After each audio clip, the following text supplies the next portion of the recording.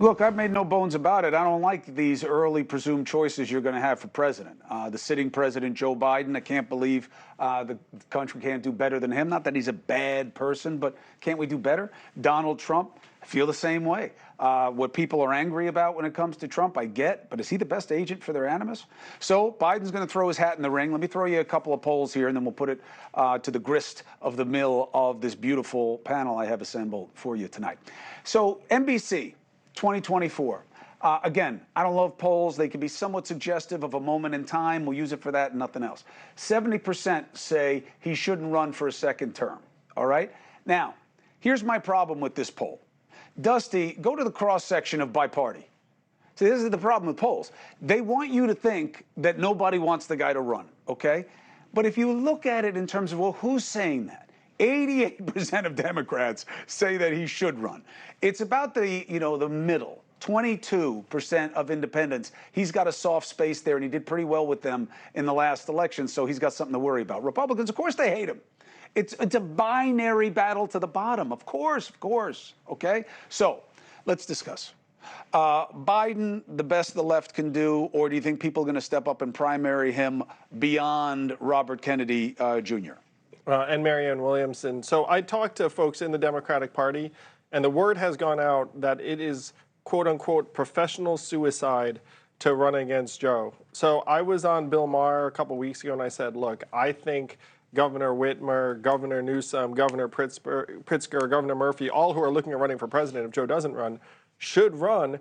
And Joe himself said, I'm here to be a bridge to the next generation. The fact is, the average American, certainly the average American independent, is uncomfortable with having an incumbent who's going to be 82 if he were to get sworn in again. And that's common sense, honestly. Like, you wouldn't run a company like that. This is a very, very stressful job.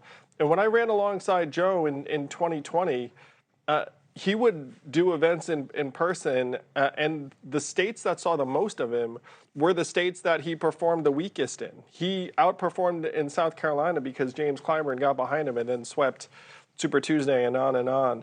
So the average American is uncomfortable with Joe running, but you're not going to see a lot of the mainstream or any mainstream Democrat run against him because the word has gone out that it's coronate Joe.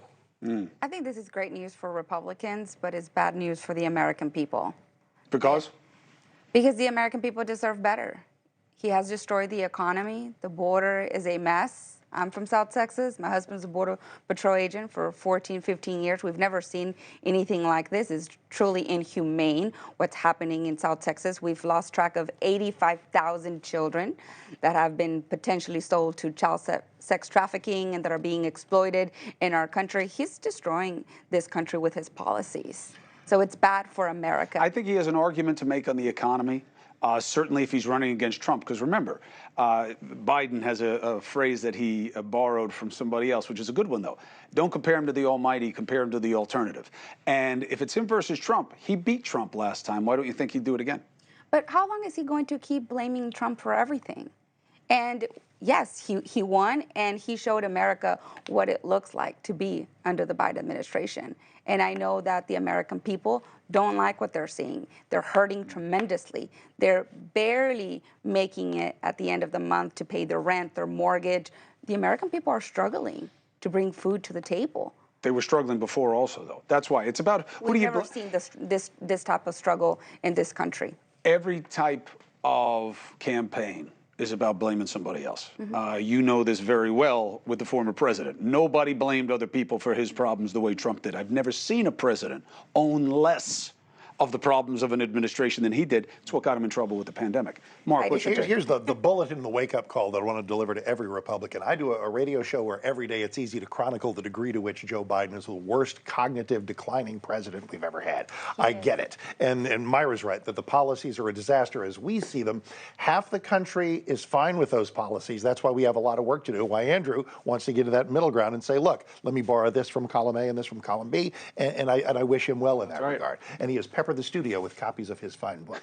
Anyway, though, in the shows that I'm going to be doing, I know that I'm going to be hearing from Democrats who are going to say, if it's Biden, I'm going to vote for him. And if the way has been cleared, and Andrew said that, and I believe him when he says that it's like it's political suicide, you're going to burn every bridge you ever had if you run against Biden, where is the courageous Democrat to say, screw that, I'm going to do it anyway, to jump in there and give it to the establishment in the way that Trump did in the Republican Party?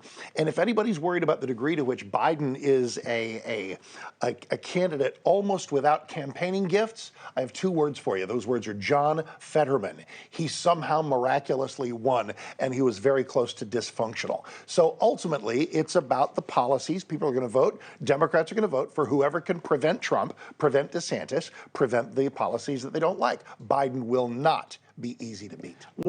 Hey, thank you for watching. Please go to newsnationnow.com, newsnationnow.com, and you can find NewsNation on your television provider. And don't forget to click the red subscribe button down below.